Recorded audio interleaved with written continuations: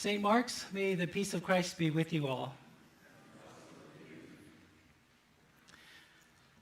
This morning we are starting a new sermon series on the theme of stewardship, and to start us off this morning, I'd like to show you a short video clip from the animation movie Toy Story 2.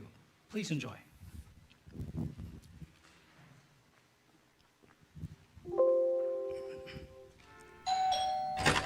Oh, thank goodness you're here. Is the specimen ready for cleaning?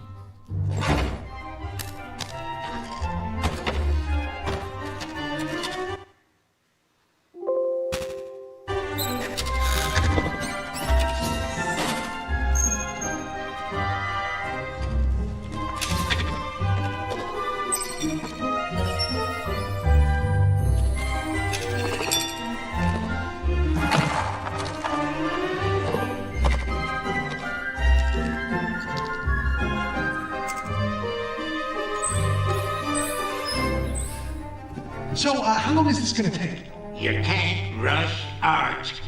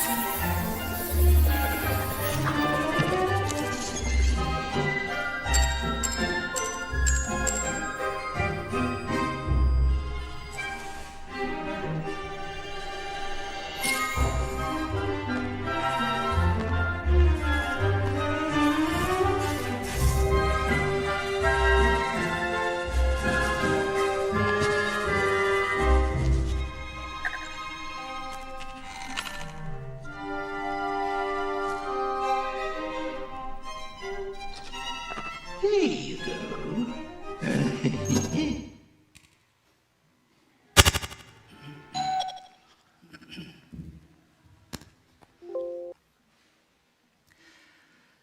The video clip you just saw was from the movie Toy Story 2, which is a movie about a bunch of toys that all belonged to a boy named Andy. And the fun part about the movie is that the toys actually come to life when Andy is not around, but when he is, or another human being is around, the toys pretend to be inanimate. That explains why in the video, the cowboy character named Woody remained still and silent. The particular clip you just saw is actually from Toy Story 2. There's a Toy Story 1, 2, 3, 4, and 5, believe it or not. And what I love about the clip is that even though it's just a cartoon, the character also ages, so to speak. Only for Woody, who's just a toy, he doesn't grow older like you and I do. Rather, he starts to break down and experiences wear and tear. So Andy's father, instead of going out to buy a brand new Woody, decided to do something else. He hired a toy repairman who gave Woody a complete makeover.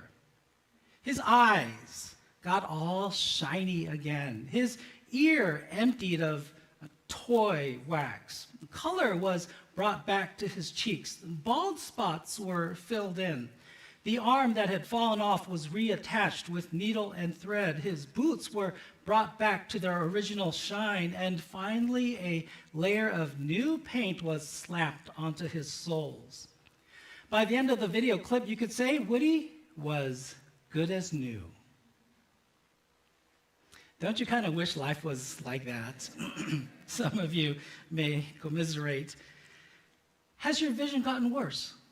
Just poke a Q-tip in your eye. Are you experiencing any hearing loss? Q-tip again is the magic answer. Are you going a little gray? Discovering any bald spots? Just spray on a new coat of hair. And as far as that rotator cuff that needs major surgery, you don't need to go see a surgeon. Just pull out that sewing kit and make sure you match the color to your skin, and you'll be as good as new. So, what does that video clip have to do with today's sermon? In particular, what does it have to do with the theme of stewardship? Well, it might have been easier, it might have even been cheaper for Andy's dad just to go out and buy a new toy, but instead of throwing the old Woody out, he went out and hired a toy repairman to have Woody completely restored. And that's our first theme in this series, the theme of restoration. Woody was restored to his original condition. He was returned to his original state. He was repaired and all stitched up as if he was made brand new. Woody was fully restored.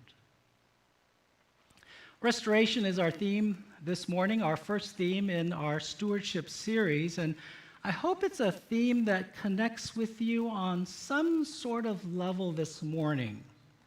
In past years, when we've come to this stewardship series, we've looked at a variety of different themes. Kind of the main one is to talk about time, talent, and treasures, and to be good stewards of the things that God's given to us. But this year, I'd like to take a creative detour as it has to do with stewardship.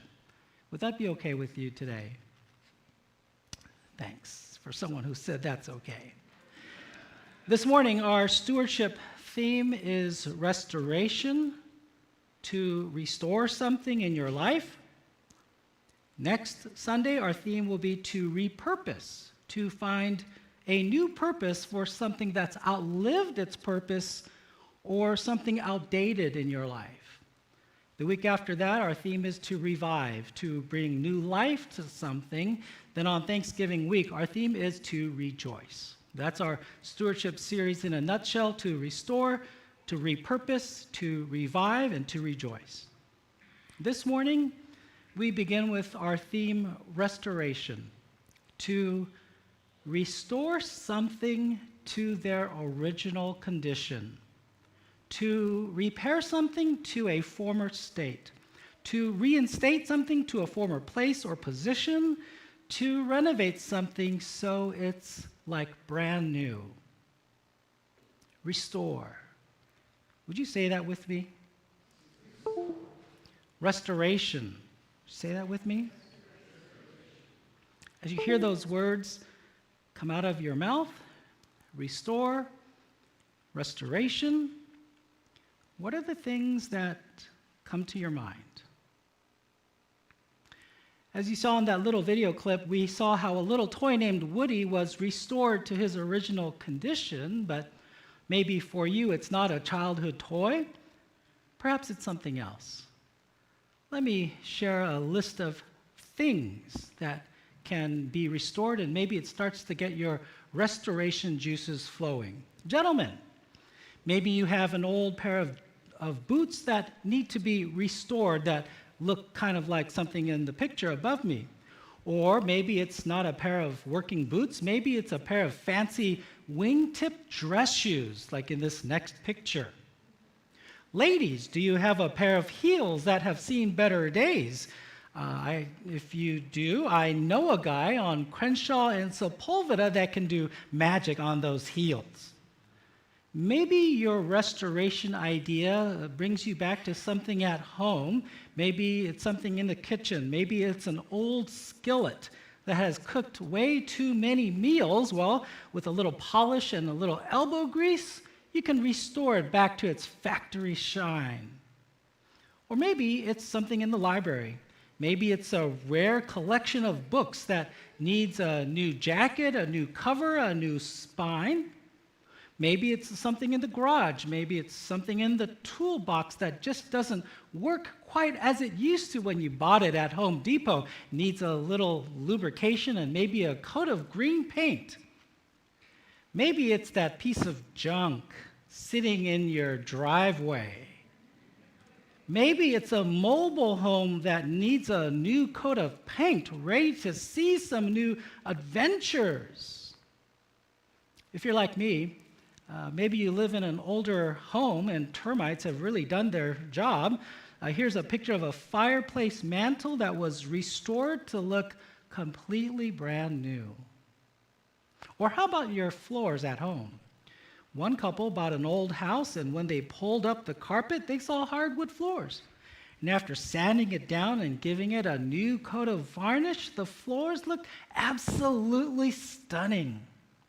The home that I live in was built in 1958, so there's a lot of restoration projects that I could put onto my list of things to do, but that's not necessarily the oldest house on the block, and some houses are much older, especially in our neighborhood.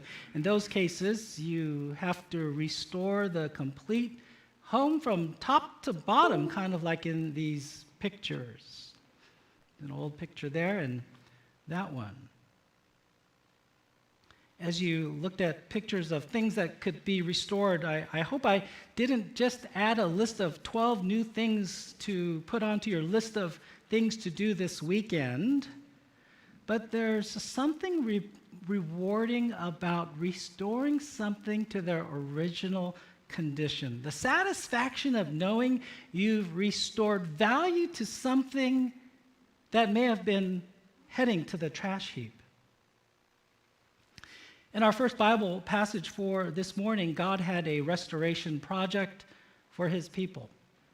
But this restoration project was a little bit bigger than fixing up an antique car or bringing shine back to shoes. The restoration project was to rebuild the city of Jerusalem. Listen to Isaiah chapter 58, verse 12, first in the NIV translation. Your people will rebuild the ancient ruins and will raise up the age-old foundations. You will be called repairers of broken walls and restorers of streets with dwellings. Now listen to the Message translation. You'll use the old rubble of past lives to build anew. Rebuild the foundations from out of your past. You'll be known as those who can fix anything, restore old ruins, rebuild and renovate, make the community livable again. This is the word of the Lord. Thanks be to God. The restoration project that God had in mind for the Israelites was to rebuild the city of Jerusalem. To put this passage into the right historical context, when Isaiah spoke those words to the people, Israel had already been defeated by the Babylonians, and their city was in ruins. For more than 50 years, the Israelites were slaves in Babylon to the Babylonians, a period of time known as the Babylonian exile, the exilic period. And in Isaiah 58, verse 12, God was signaling to them that their time of exile was ending, and soon they would be returning back home. But rather than find a new location to settle and build a new community, God was telling them to go back to Jerusalem and rebuild the walls, repair the streets and roads, and restore the city of David. And so that's what the people did. They not only rebuilt the city, but built it bigger and better than before. A few months ago, the city of Torrance repaved a major portion of a street called Anza Avenue. Don't know if any of you live out there in that direction, but after this past year's rains, so many potholes had formed on the street that driving on that particular street was kind of like an off-road experience. But after they repaved it, it was so wonderful and smooth and quiet to drive on, and I remember thinking to myself, I wish all our streets were like this. Is there a restoration project at home that you can think of this morning? Maybe it's not as ambitious as repaving the entire street you live on or rebuilding the city walls or the wall between your neighbors. Maybe it's a small project you can take on this week that would demonstrate the relationship and connection between stewardship and restoration. Maybe you have a small dresser drawer or a cabinet. Instead of donating it or throwing it away, maybe it just needs a new coat of paint. Maybe it's a child's toy that can be restored and given to the neighbor's children. Isaiah 58, verse 12, showed us that God was in the restoration business. What is something at home that you could restore this week? If you can't think of anything, come talk to us at church. We have a lot of restoration projects here at St. Mark's. Now, there may be some of you this morning who are not so great at fixing things, not so great with your hands per se, and the idea of restoration projects, that's for somebody else.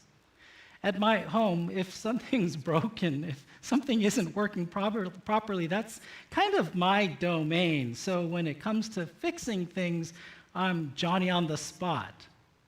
But Jesus showed us that there are other things that can also be restored, not just shoes or broken toys, but also broken people. Even though Jesus was a carpenter, he was probably amazing with his hands. Instead of using those hands to restore things, he used them to restore people.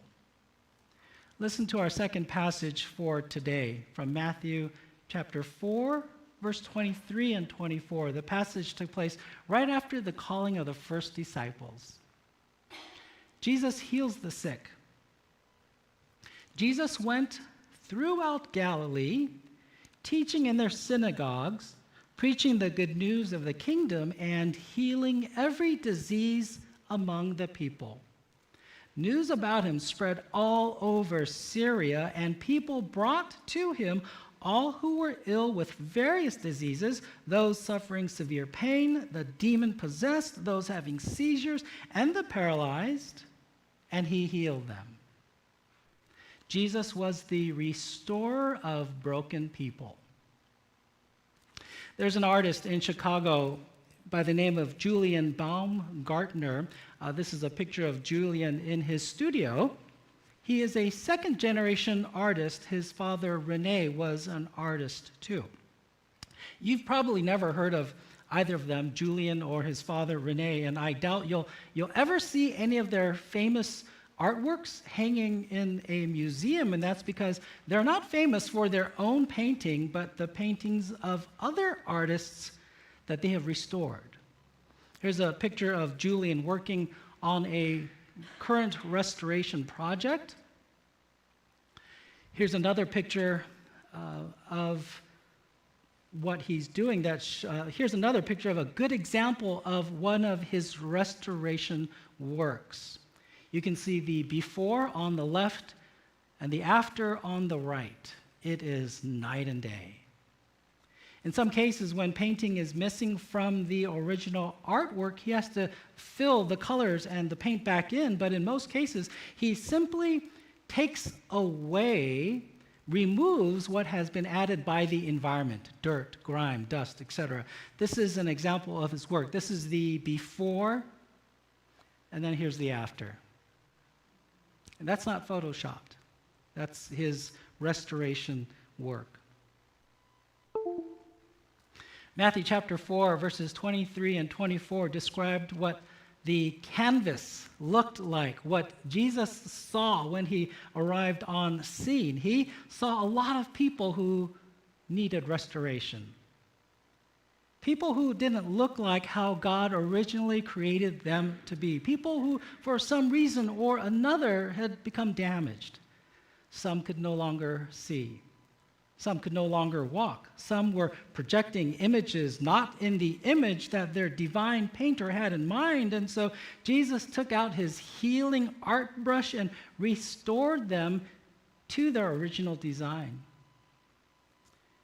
If you had a famous painting at home, wouldn't you want to take that to a restore? If you had a Monet that no longer looked like a Monet, wouldn't you want to take it to someone who could restore it to look like that? Well, that's what people did. They brought their loved ones to Jesus Christ. At St. Mark's, we don't have an art restoration department. The last time I looked at our committees, we didn't have one listed.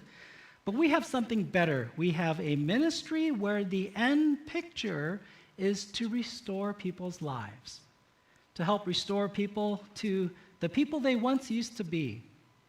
to help restore people's dignity and to restore their sense of wholeness, to help them get off the streets and stay off the streets, to restore God's people back into the image of God. God, in Jesus Christ, was in the art restoration business. If you want to hear more about it, come by St. Mark's studio this week and talk to any of our outreach committee docents. They can plug you into any of our restoration projects. There's one more restoration project I'd like you to consider this week, and this one may be the most challenging. In Matthew chapter 5, verse 23 and 24, this was a passage from Jesus' Sermon on the Mount. He said, "Therefore, if you are offering your gift at the altar, and there remember that your brother or sister has something against you, leave your gift there at the altar. First go and be reconciled to them, then come and offer your gift." That's the NIV translation. Listen to the Message version. "This is how I want you to conduct yourselves in these matters. If you are entering your place of worship and about to make an offering, you suddenly remember a grudge a friend has against you, abandon your offering, leave immediately, go to this friend and make things right. Then and only then come back and work things out with God." Jesus was talking about restoring relationships, which I imagine is a lot more difficult than restoring broken toys. Instead of throwing away a failed friendship, instead of discarding an old grudge or nursing an old wound, Jesus said, "Go and make things right." Easier said than done, right? Back in seminary, a professor once told the story about one of our former classmates who recently graduated and found herself at her first call. Wanting to get to know everyone in the congregation, the pastor scheduled to visit everyone in the church directory. The visitations, as you can imagine, took some time, and all the church members received her visitation with joy. But there was this one couple who had a falling out with the church and had stopped coming out to the church altogether. The office secretary told the pastor, "Don't waste your time, those folks aren't coming back." Still, the pastor kept on trying to reach out to them until they finally agreed on the visit. So one afternoon, she drove out to their house, and that day only the wife was home, and after making a pot of coffee, the two of them sat down and shared a few pleasantries together. After about 30 minutes, the wife decided to finally open up and talked about the tragic event that led to her and her husband no longer coming out to the church. What happened was 2.5 years earlier, the wife was home with her little boy. She was vacuuming the house and hadn't checked in on him for some time. So she turned off the vacuum and called out his name, but there was no response. She then went to the kitchen, but he was not there. She went to the bedroom. He was also not there. In the living room, she saw a trail of food, so she followed the trail through the back patio and into the backyard, and there she found her little boy at the bottom of the swimming pool. At the funeral, the wife explained between tears. At the funeral, our friends at the church were kind. They told us this was God's will. Hearing those words, the new pastor put down her coffee, and with all the truth of the gospel, she said to the crying wife, "Your friends meant well, I'm sure, but they were wrong." "What do you mean?" the wife asked. The pastor replied, "I mean that God does not will the death of little children." Confused, the wife then asked, "Then who do you blame? I guess you blame me." And the pastor said, "No, I don't blame you. I just don't want you to blame God either." "Then how do you explain it?" the wife asked as her anger was rising. The pastor replied, "I don't know. I can't explain it. I don't understand why such things happen either. I only know that God's heart broke when yours did." The pastor decided it was time to go, and as she left, she wondered if she had said the right thing. Well, a few days later, there was a call at the church. It was the young wife. She said to the pastor, "We don't know where this is going, but my husband and I would like to come to church this Sunday and talk to you after the service. We had assumed that God was angry at us, but maybe it was the other way around." Restoring broken relationships is never an easy thing to do. Whether it's with a family friend, a long-lost friend, or even with God. In the church, we call this the ministry of reconciliation, where forgiveness and grace, love and repentance all come together. So, restoration. That's our first theme this week as we talk about stewardship this month. Is there something at home you can restore? Is there someone you know you can help restore? Is there a relationship you can fix? Rather than throw them away, I encourage you to bring them to the Lord, for our Lord is in the restoration business. And all God's people said, Amen.